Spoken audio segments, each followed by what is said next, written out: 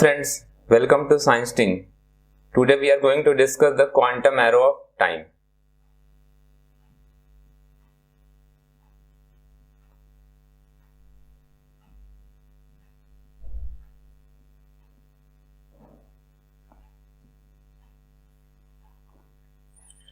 If you know a little bit about quantum mechanics, then you must have heard about de Broglie hypothesis.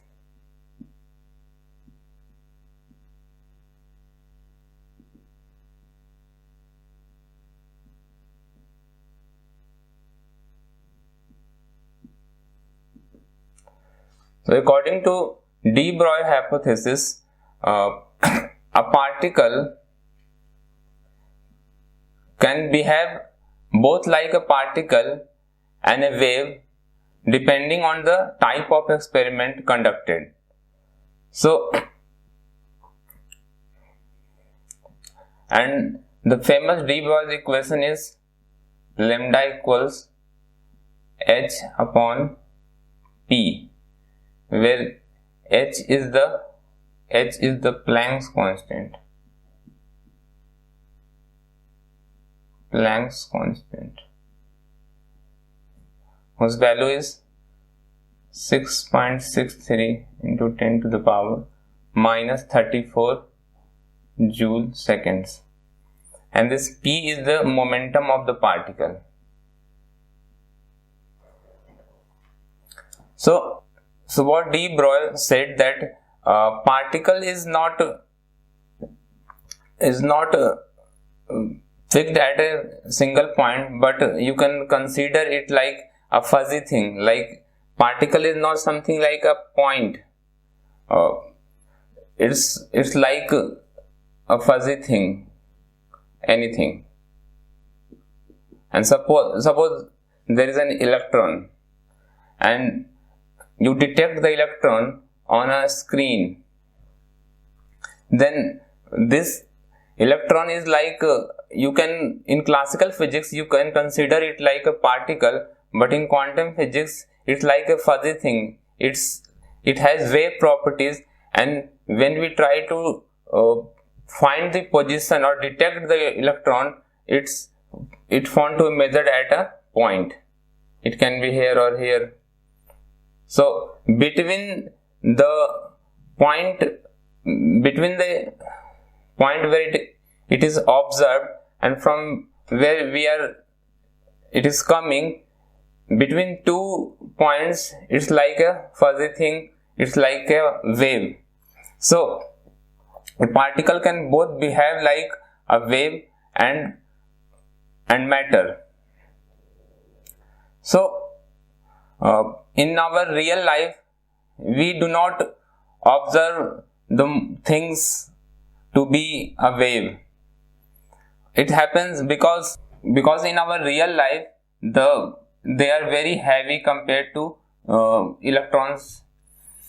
So because of very large mass, this momentum is very large, so the wavelength seems to be very small, and we do not observe wave properties in a moving cricket ball. But when this mass is very less, then the momentum becomes very less and we observe the wave properties, and the wavelength of those waves can be calculated from the de Broglie formula. Now if it is a wave, then what kind of wave these are? You know that in every wave something is oscillating. Like in sound wave, the pressure is changing, the molecules, the pressure of the molecules of air change. For a wave in a string, the tension in the string changes. For example, there is a pulse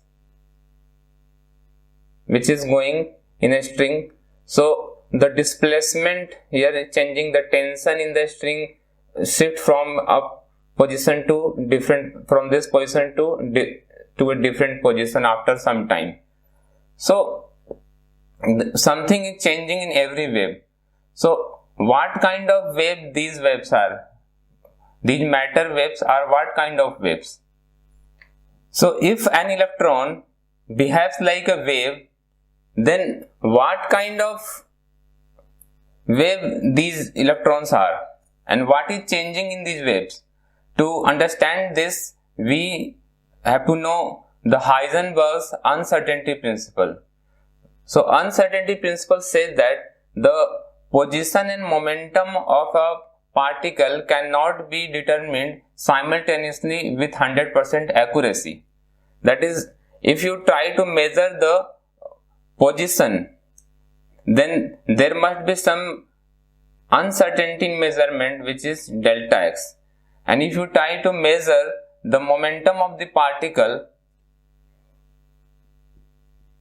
then there must be some uncertainty in the measurement, and that is delta p. And the product of these uncertainties must be greater than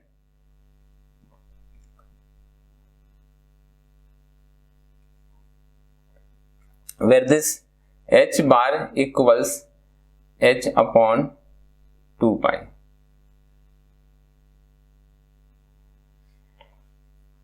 So this is the Heisenberg uncertainty principle. So the position of a particle and its momentum cannot be defined, cannot be calculated, or in any experiment can be found simultaneously with 100% accuracy. So this gives a picture that the position of the particle is not certain, or the momentum is not certain. So we cannot have a fixed location for the particle, and this gives rise to the probabilistic nature of the particle. The position we can assign a position between in some space, that we can say that the particle is located in some space, but we cannot predict the exact location. So or we can also say that the momentum of the particle lies between these two values. It can be anything, but we are not certain about that. So we are mainly concerned here with the position. The position of the particle is not clear. So the particle can exist at more than one point theoretically at the same moment. So this gives this is the origin of wave nature of electrons. Now consider a situation in which there is an electric field E, and there is a charge Q. So you know that take it as a positive charge. So you know that due to this electric field, there will be some force acting on the charge, and that will be directed in the direction of the electric field. So this is the force, and this force will be equal to Q into E.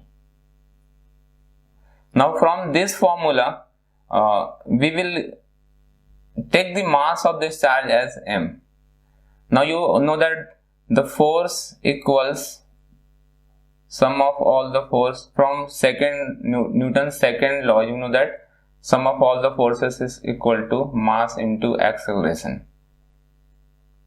So this total force is QE. So QE will be equal to mass into acceleration.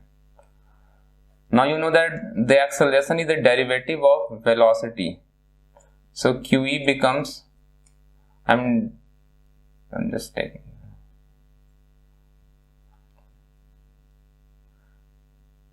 dV upon dt. Now again you know that this velocity is the derivative of position,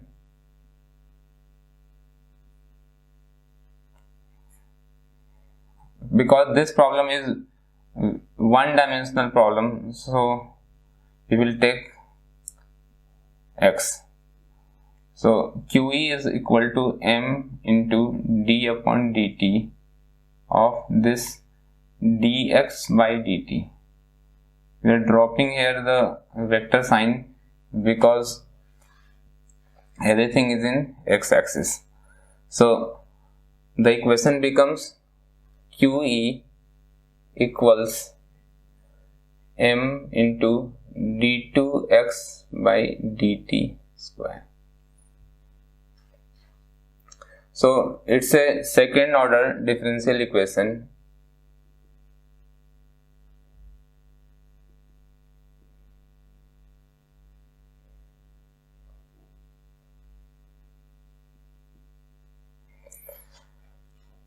So by solving this differential equation, we can find the position x with some given initial condition that the particle, let this be x-axis, so this is maybe origin, and this is the initial position x0. So you know that x at t equals 0 is x0. So this is the initial condition. By solving this differential equation, you can find the location of the particle at any given time. Now, I just said that in quantum theory, in quantum mechanics, we know that a particle is not just a particle. A particle can be both a wave and it can also have properties of a particle. So, if it is a wave, then we do not know the actual location, the initial location. And even after some time t, the particle suppose is located at this point. From the classical physics, we have exact determination of the position of the particle of the charge at the starting point and at any given time. Now, this is not possible in case of quantum mechanics. We know that the particle has no definite fixed location. The particle location cannot be, can only be specified with some uncertainties, and the final position can also be specified with some uncertainty. So, how do we solve this problem, the same problem in quantum theory, is not by applying Newton's second law, that is this. So let's see how this is done in quantum mechanics. So we have the electric field in this direction and we have a charge with q charge and mass m. So you know that the particle, there is some electric field, so there must be a potential due to this electric field. This field is given by E equals to E as a function of x. We are taking it in only in one dimension, that is x. So this field is given by a function of x. So we can find the potential from this electric function, electric field function, and that function is given by Vx. So the function, electric field function is the function, electric potential function is Vx. Now, in quantum theory, we know that the particle is not located at a certain fixed point. It behaves like a wave. Its position is uncertain.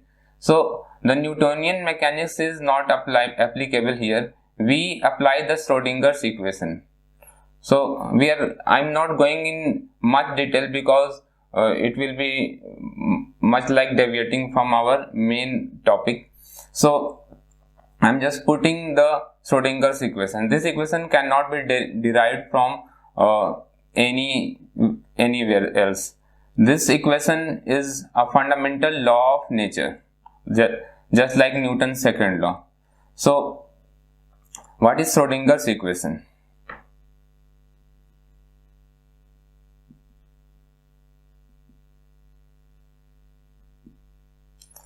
The equation is named after Erwin Schrodinger, who gave this equation.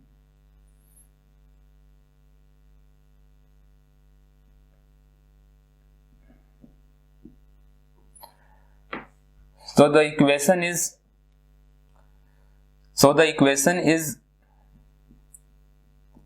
I h bar del upon del t of psi equals h psi, where this psi is a function of the position and time. We are coming to this, what this psi means, and this h, this h operator, sometimes called, is the Hamiltonian, which is given by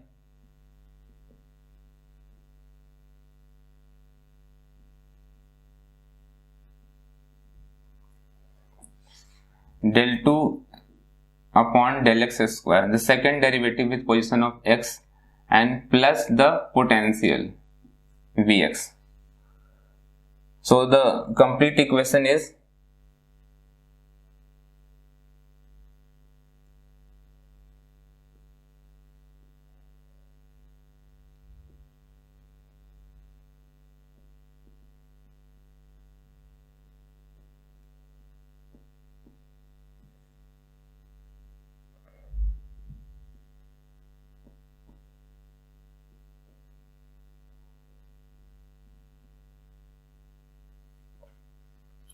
so this is the complete Schrodinger's equation.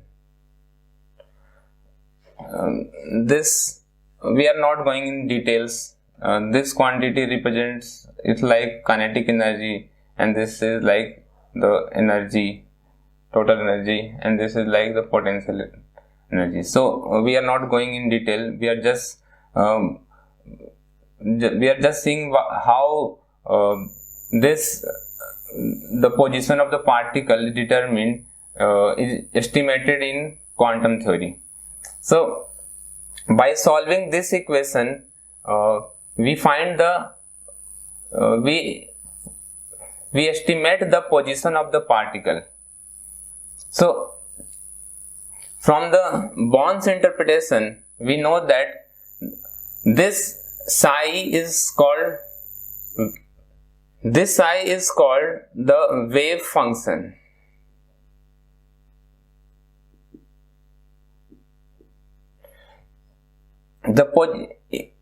It has all the information regarding the particle, its position, momentum, everything can be calculated from this wave function.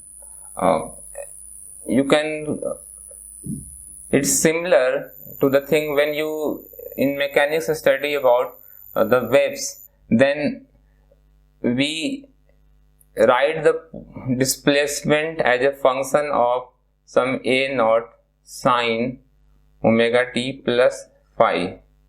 So it's a pulse going in a string, and the displacement of the pulse is given by the equation. So similar to the wave equations of mechanics, because you know that the particle is now behaving like a wave, so it must be represented by some function like this. So the wave function behaves in a similar manner for the waves of matter. So now the question comes, what is changing in these waves? Here in mechanical waves, in the waves of a string, the displacement is changing.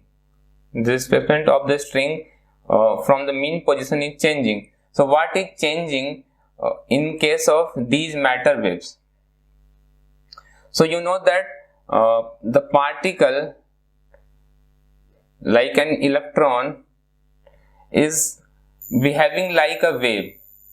What does this mean? This means that a particle has no fixed location. It is fuzzy, it can be anywhere.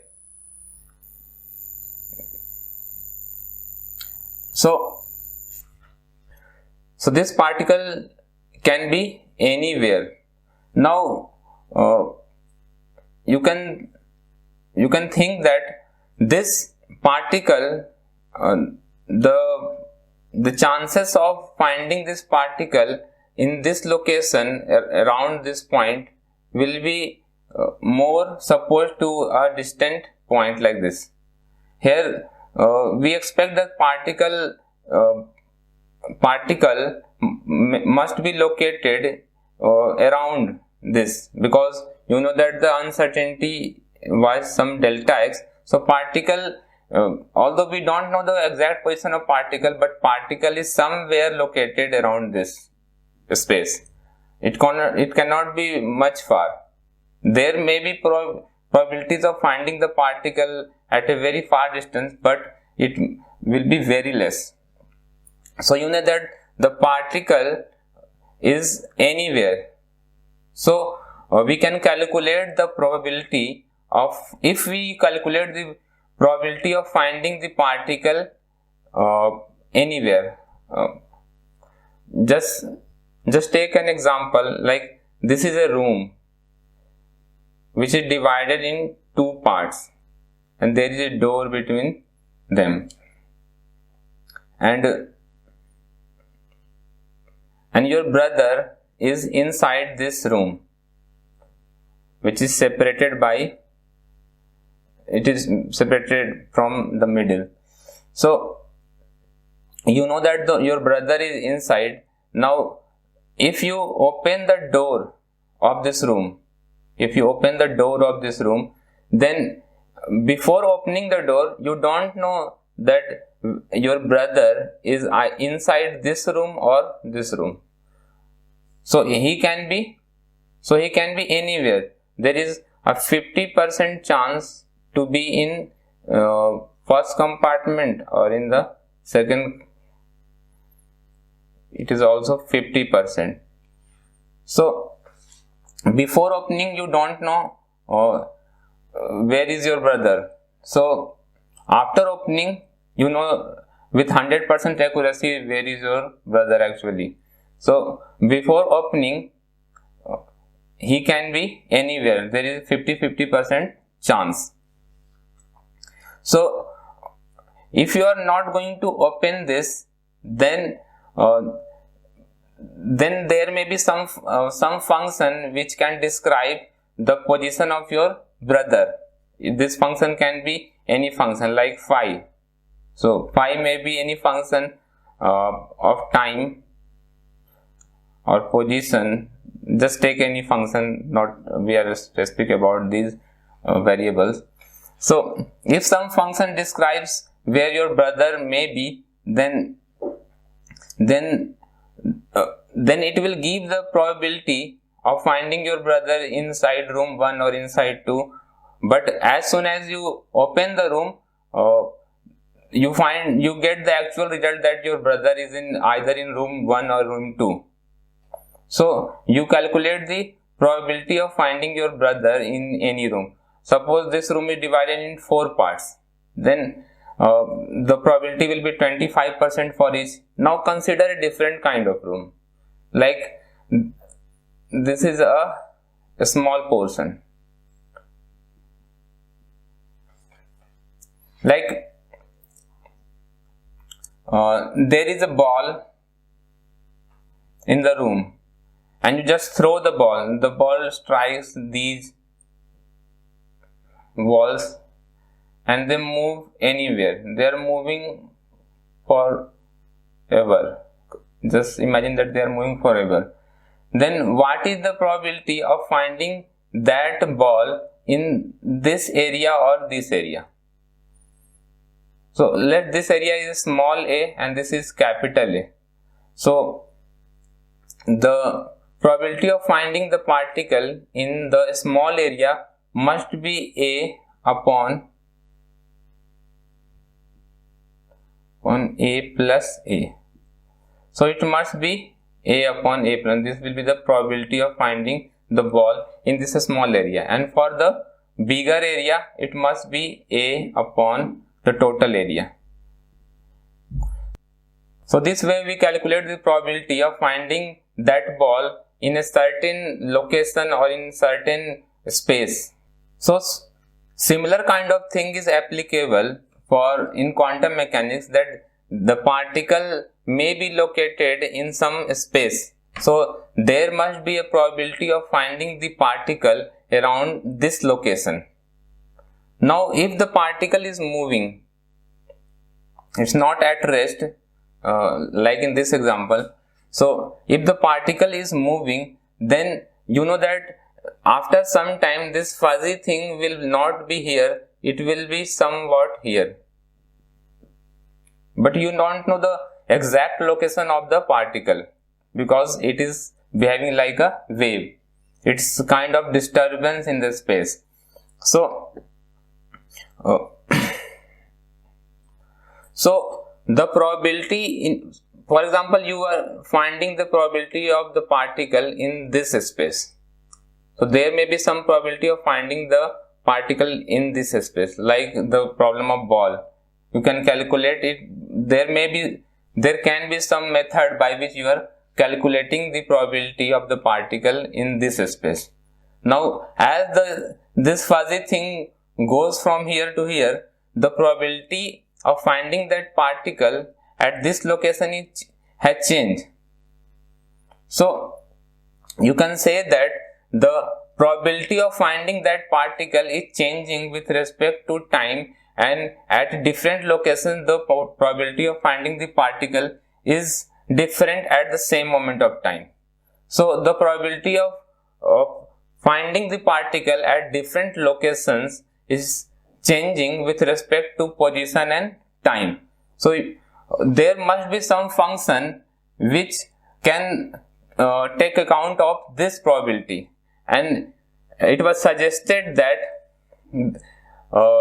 there is a function psi for different cases, like for this electron or an electron in a hydrogen atom.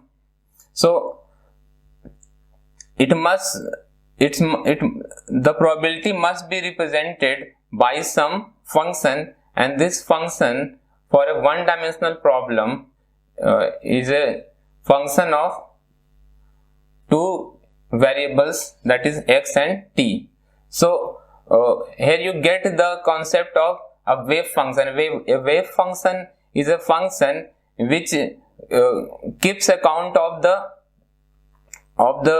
probability of finding that particle in a given location at a given time. Now from Born's interpretation we know that this psi is actually would have no meaning without the Born's interpretation. He said that actually this psi can be a complex quantity, so it may not be a real quantity. So the exact probability can be found by squaring this, taking the modulus and squaring this wave function. So this quantity gives you the probability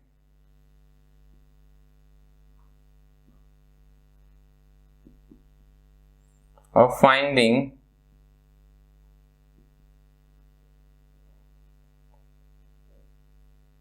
the particle.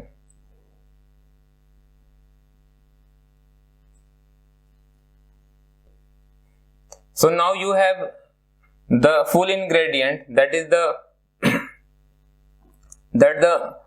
function by which we are calculating the position of finding the particle, and the equation describing the equation similar to the second law of Newton is like, it's similar kind of thing like Newton's law of motion.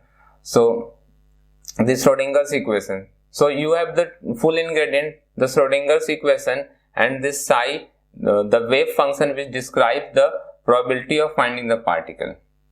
In Newton's second law you have the second derivative of x with respect to time, because you know the exact position, but here you don't have the exact location. You predict the probability of finding that particle in a given location. So in this way, the particle's position can be estimated, or the probability of finding the particle in a given location can be estimated. We are not calculating it exactly because it will deviate us from our main topic. So now if we just check that what will happen on time reversal, that is, we are checking the time symmetry here. So for time symmetry,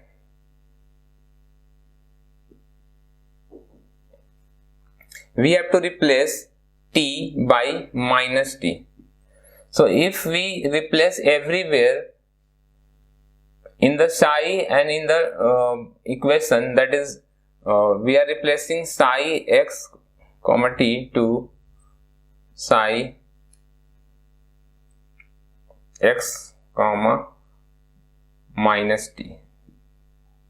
We are replacing it by minus t. So and also in the equation here we have to replace it by minus t. So, and here also in the potential. So everywhere if you replace t by minus t, you will find that that equation also describe the same reality. That is, the Schrodinger's equation and the wave functions are symmetric in time. So finally we can say that the Schrodinger's equation is time symmetric. Now in our previous example, we saw that when you open the door of the room, then you are able to tell then where is your brother. So before you open the room, you are not sure. So wave functions behave in the same manner. Wave function do not tell you the results of the experiments. Wave function gives a probability of finding the particle before the experiment, and when the experiment is done, that is when the measurement has been done, the particle can be found also in those areas where probability is very low.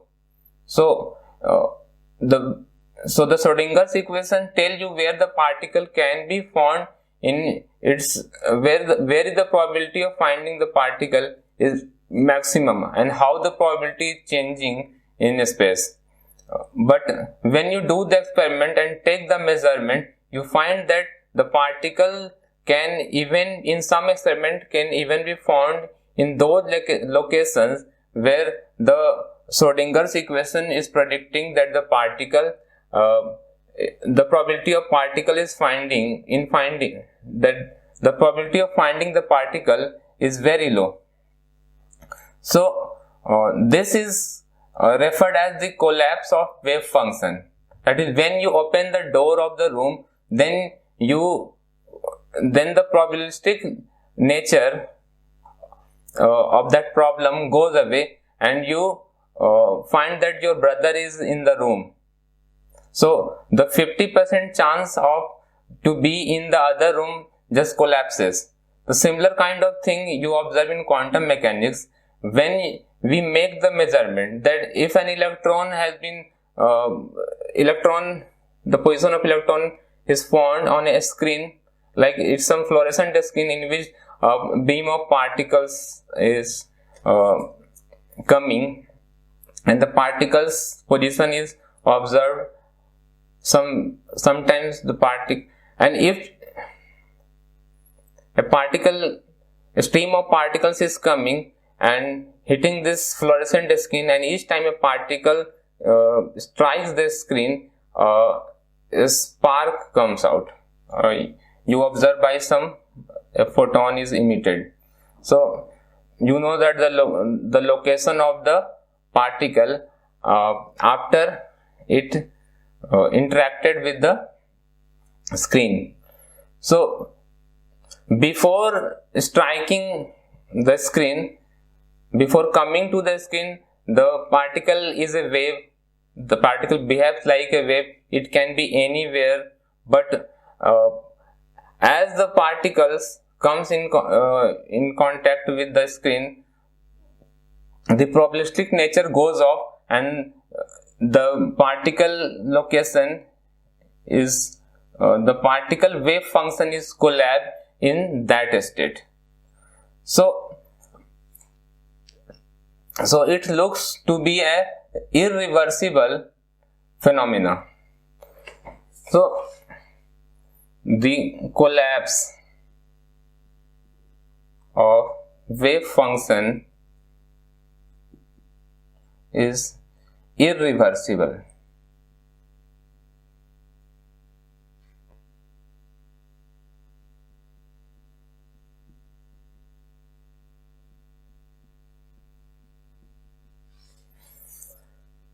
So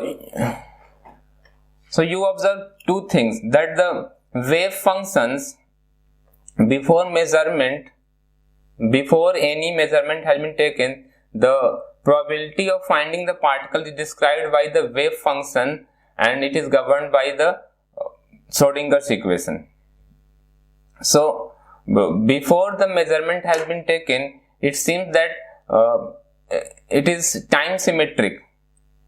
But as the measurement has been taken, the particle wave function collapses in that state, and the particle is now not a fuzzy thing.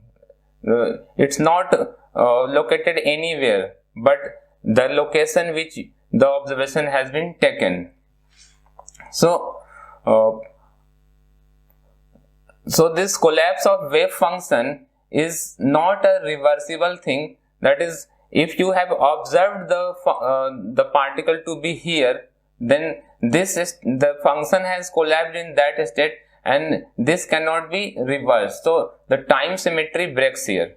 So from one side, before the measurement, it is time symmetric, but as soon as you take the measurement, it's not time symmetric, because before the measurement it is probabilistic. The particle can be anywhere, but after the measurement, the particle position has been specified in a definite point. So it's not time symmetric.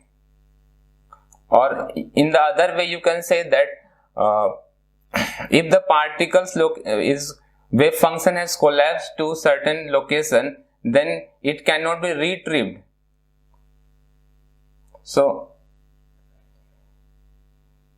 a wave function can collapse into a certain state, but a certain state cannot, on reversal, can give rise to a wave function. So this is the irreversibility, and this irreversibility gives rise to the quantum arrow of time. But there are some philosophical problems which arise with this quantum arrow of time. The first problem is that this collapse of wave function is philosophically obscure.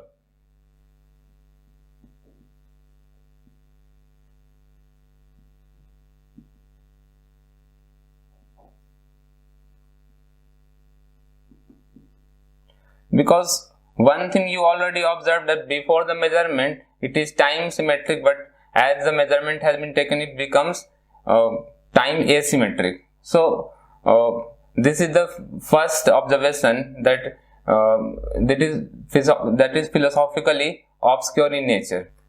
Something that we will be studying in our course of special relativity, that all the things like mass, time, the simultaneity of two events, these all things are relativistic in nature. That is, they depend on the observers. What are the velocities of the observers? These things depend on the velocities of observers. That is, time and the mass. These are not a fixed quantity. So in the same manner, in relational quantum mechanics, it is said that there is no such thing like the collapse of wave function. So what do you mean by this? Relational quantum mechanics says that there is no such thing as collapse of wave function. Actually, the observer becomes entangled with the state of the particle. So it talks in a different manner, but that will be beyond our scope of discussion. But I can give you some idea regarding this. That is, suppose that there is a string in which a pulse is moving in forward direction, and you just touch it with your hand, and as you touch this pulse or this string anywhere, you find that this pulse or the wave in the string is damped. So it's look like after some time this becomes smaller, the amplitude gets smaller and smaller, and it is gone after some time. So it's a exponential decay in the amplitude of the pulse. In a similar manner, we consider that the collapse of the wave function is a instantaneous process. As the measurement is taken, the wave has been collapsed. But it's not like that. It may take some time. So in quantum mechanics, the instantaneous collapse of the wave function has been referred to as philosophically obscure. So the irreversibility of time is doubtful. So the quantum era of time, there are some philosophical problems which arise with the quantum era of time, because the collapse of wave function is not very clear. So the quantum era of time being philosophically obscure due to the collapse of wave function, as the collapse of wave function being philosophically obscure, it's not very clear that how this arrow of time, the quantum arrow of time, is related with other arrows of time like thermodynamic arrow. But in many observations it is found that this quantum arrow of time is similar to the thermodynamic arrow. The experiments and observations suggest that because of the probabilistic nature of the quantum states, it gives a link to the thermodynamic arrow of time. It is also because of the fact that if a wave function is going to collapse, then it will collapse, then it can have many ways of collapsing, and it seems natural to think that the collapsing of wave function may occur or should occur in those states for which the entropy is higher, because it will not be sensible to think that the wave function is going to collapse in such a state whose entropy, if we are considering not just one particle, there are many particles, and we are considering the combined quantum state of the particles, then the collapse of wave function of the combined state must collapse in such a state whose entropy must be higher. So nature shows some kind of bias for collapse of wave function for those states which have higher entropy. So there may be some problems with this quantum arrow of time, but we can, for our purpose, we can say that this is a similar kind of thing like the thermodynamic arrow of time for experimental purposes. The theoretical explanation is somewhat philosophically obscure, but the experimental results suggest that this is same as quantum arrow of time. Now in 2019, an interesting experiment was done with IBM quantum computer.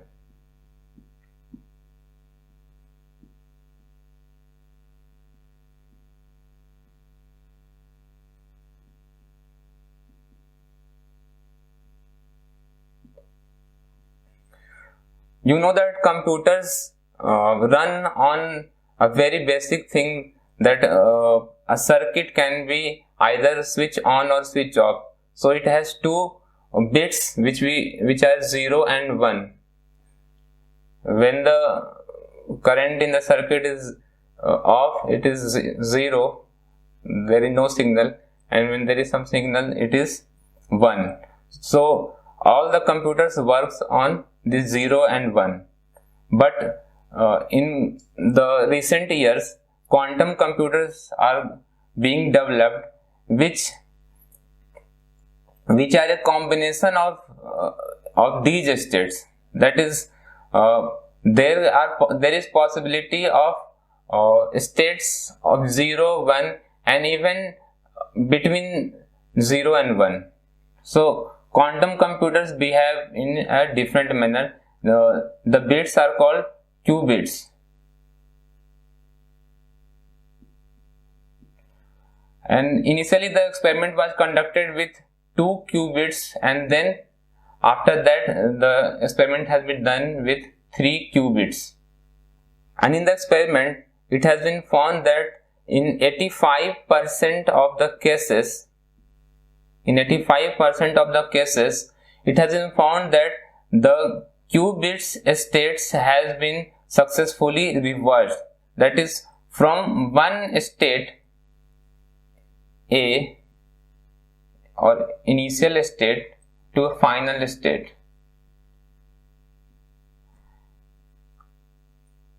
And then after, the reverse has been done. So the quantum states are symmetric in time, but this time scale is very, very small, that is of 0.06 nanosecond. So on this tiny time scale, the time reversal experiments has been conducted, and in 85% of the cases it has been found that we have retrieved the initial state from the final state. So for this small time interval, we can say that the state with the wave function which has been collapsed into one state has been retrieved to the initial state for in 85% of the cases. So this suggests time reversal, or it says that it is time symmetric for this small scale. But for larger scales, for normal experiment, the collapse of wave function is still obscure in nature. This experiment also suggests that the possibility of something called quantum algorithm. In binary computers we have algorithms, but for which we write different programs in different languages. For quantum computers we have there is some possibility of quantum algorithm, in which there may be some programs through which we can retrieve the state of a wave function from its final state to an initial state. So these are the challenges for theoretical and even experimental physics. In the next lecture, we will discuss a few more theories on time. Please like the video, share the video, and subscribe to our channel. And thanks for watching.